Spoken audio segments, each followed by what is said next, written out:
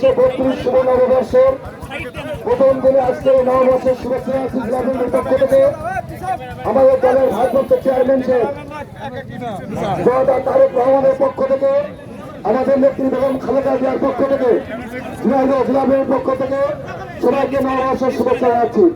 এবারকার নববর্ষে এই বছরের প্রথম দিন 1432 সাল হবে গণতান্ত্রিক রাষ্ট্রীয় সাল।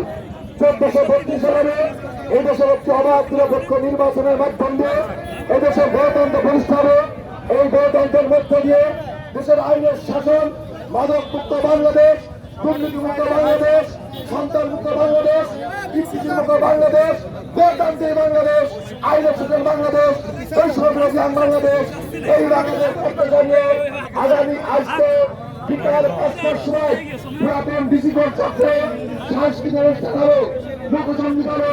সেই অনুষ্ঠানে সবার আহ্বান জানিয়ে যুবদল, ছাত্রদল, শ্রমিক দল, কৃষক দল, স্বেচ্ছাসেবক দল, মহিলা দল, তাছাড়া জিয়া পরিষদ সবাইকে অংশগ্রহণ করার জন্য, সবাইকে জাতি দল, বর্ষবিরোধী দল সবাইকে অংশগ্রহণ করার জন্য সবাইকে ধন্যবাদ জানিয়ে, জিয়াপুরের পক্ষ থেকে ধন্যবাদ জানিয়ে আজকের কর্মসূচি লাঠিয়াল দল, লাঠিয়াল দল সবাইকে ধন্যবাদ জানিয়ে, কৃষক দল, গরুগাড়ি দল সবাইকে ঘোড়াগাড়ি দল সবাইকে ধন্যবাদ জানিয়ে আজকের কর্মসূচি এখানে শেষ করছে।